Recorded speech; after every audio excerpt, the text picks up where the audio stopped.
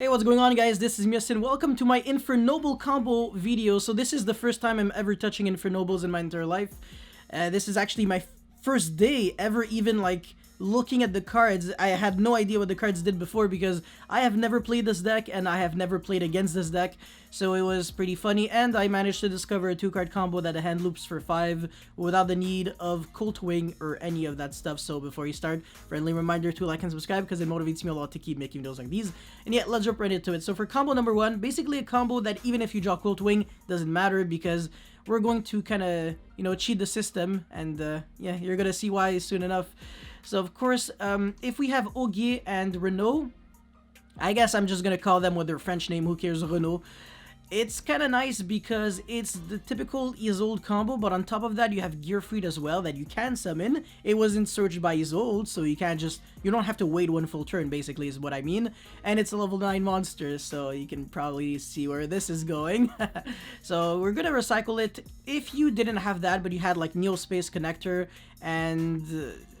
yeah, sure, whatever. Neospace Connector and Hard Draw Gearfried, it's the exact same thing, except you hand loop probably 1 or 2 extra cards on top of that, which is pretty damn nice. And so Isolde is obviously going to search you for... Actually, no, that's not obvious. It's going to search for pretty much any warrior level 6 that actually doesn't have an effect that completely sucks. There is also the Lavalval something that normal summons itself without tributing, and there are a couple of other level 6 warriors that special summon themselves if the opponent controls a monster and you don't. They all have like Cyber Dragon-esque effects, but I don't think any level 6 warrior actually has that great an effect. And also Dododo Booster is like an earth, so that's just a really random example, but pretty much you can try to look for your own and see if there's actually a good level 6 warrior that would probably just be splashed in your deck very well instead of, Dododo freaking Buster.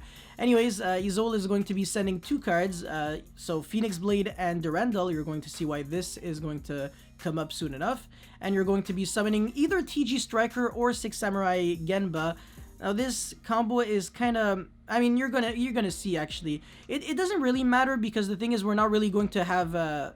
yeah, I mean, well, we used Renault, but even if we didn't, we wouldn't really need it too much after that, so just summoning like a non-fire is fine. And then, of course, Martial Marcher. Besides, you can technically always get to a fire, I think it's Roland, yeah.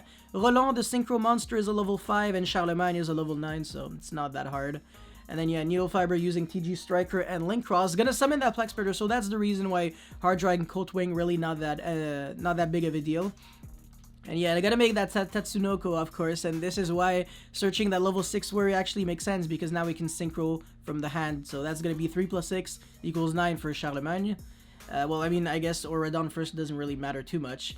We don't have Despot 1 in the graveyard, so we're not really gonna get any triggers, but Plague Spreader Zombie is going to get rid of that Cult Wing, which is good, because it's kind of like free for Plague Spreader, but also we're getting rid of a Garnet. Now, if you had something else like Despot 1 or something, those cards aren't really Garnets, they're more like Takatumborgs. I already explained this quite often in my past videos, but there is a huge difference between a card like Takatumborg, like a Salamangreat Sanctuary-esque card, and a card that you legit cannot draw, like Cult Wing, or legit Gemini Garnet, like when you were playing Brilliant Fusion. But this is Plex Spreader Zombie, just ensures that you can never really lose because of Garnets, and you always have access to Plague Spreader, of course, because Needle Fiber can summon it. So if your combo doesn't involve this but one, you can summon Plague Spreader Zombie, or, I mean, my 2 other combos are going to show you other tuners that you can summon with Needle Fiber as well, so I'm just going to try to cover as much ground as possible. But anyways, this is a level 2 tuner, and you have a bunch of level 3, so you can see where this is going to be going. So, of course, into Roland, and it's a level 5 tuner, so not only can you activate its effect, though, during the end phase, you kind of get like a Scarm-esque effect. You're going to be sending, I think, an Equip Spell or a Warrior. No, actually, only an Equip Spell from your deck to your grave, and then you're going to be searching a Warrior monster from your deck to your hand, which is nice. You can search another Gearfried, or you can search like Renault. And yeah, now we're going to summon our Cult Wing, which is going to be summoning 2 monsters. Once again, no Despot 1, so you don't have to worry. Boral Savage using level 5 and level 3, and then Charlemagne, and then we're actually going to be banishing 3 for freaking Trishula, which is freaking sick. And we're going to summon Gearfried and make VFD, so pretty nice, pretty nice. It's not that hard to do, honestly. You just really need these two specific cards. And yeah, I mean, we're also smoke grenading our opponent, which is pretty nice. And we have a pop, so in the form of Charlemagne. I don't know if I'm going to necessarily show it. I mean, probably. So, yeah, I mean, just at any point during either player's main phase, you can use the graveyard effect of Roland to equip itself to Charlemagne, and then when, you know, a card is equipped on the field, you can pop a card on the field. And one thing that I do have to mention that I didn't do in this replay, or I mean, this combo, I guess, it's not a replay, I'm playing against myself. Charlemagne, when it actually equips from your graveyard to your field, well, to your monster, you know, when I did it with Smoke Grenade, you can actually equip a Fire Warrior monster from your deck to Charlemagne as well. And the reason why this is important is if you equip a card like Olivier, your monster is no longer targetable by your opponent's card effect. So it just makes it even more annoying to deal with because your pop is always going to be pretty much assured. You can play around like Infinite and stuff like that. I mean, top deck Infinite. Regardless, I mean, they would have used it against VFD, but, you know, yeah, whatever, okay, sure. And besides, you have Burl Savage, so you kind of have insurance policy, and you Smoke Grenaded their best card. So it's not even like they could kind of go super poly, stuff like that. I mean, they really have to be sacked. I mean, the VFD, though, in a way, kind of betrays you if they do top deck super poly, because if you call something, you lose to Starving Venom if you call Dark, and you lose to Mud Dragon of the Swamp if you call pretty much anything, really. Or you lose to Drago Knight, Draco Equist, because you have a Warrior Synchro and a Dragon monster on the field. So, anyways, that's it for combo number 1. Let's get into combo number 2 now. Alright, so technically, this is a pretty standard combo. I didn't really do anything too spicy about it, but I'm still going to be talking as much as I possibly can about it, but I'm just not gonna stop too much. So if you know you have Connector and any card to discard, because we don't have Phoenix Blade yet, this is what we can do. So of course the DD Crow doesn't really hurt you that much, but one thing that I do want to say is that in case you play against someone, and I said someone, not necessarily a deck, because on game 1 you don't know, but let's just say it's really late in the tournament, you know that guy actually plays DD Crow either because you played him before, or your friends actually told you, oh, by the way, this guy plays DD Crow.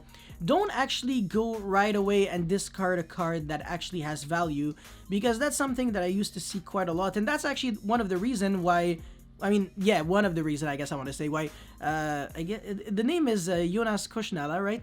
I just don't want to butcher it. That's the reason why he lost against Thomas Rose in the final of YCS. I think it was London, but I definitely could be wrong. I'm probably wrong.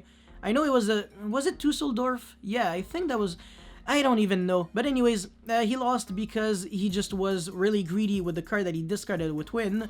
And of course it was a Called by the Grave, so instead of being able to have one more summon, then, you know, your Gazelle has to do anything, or I forgot the exact scenario, but if you just discard a bad card, you know, you don't really have to worry about stuff like DD Crow, Called by the Grave, and then you're free to go. So just some food for thought. But anyways, once again, Isolde going to search that red layer. This time it actually is going to matter. You're going to be needing a level 5 monster, because Tatsunoko, of course, allows you to sync from your hand.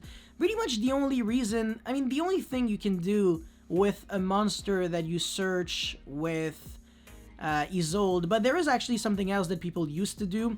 People used to actually search Necrogardna, and the reason for that is because they gave Ably to the opponent with Mermaid, and that pretty much ensured that they could not actually just put like Ably in attack, crash, and then, you know, not only were you protecting yourself from Evenly, because they always control a card on the field and you can't really get rid of it because they're under like an extra link, but also they just can never special summon, which is really nasty. I mean, they can only summon link monsters, but once again, if you're if you're freaking extra linking them, good luck summoning link monsters. That's a pretty healthy mechanic.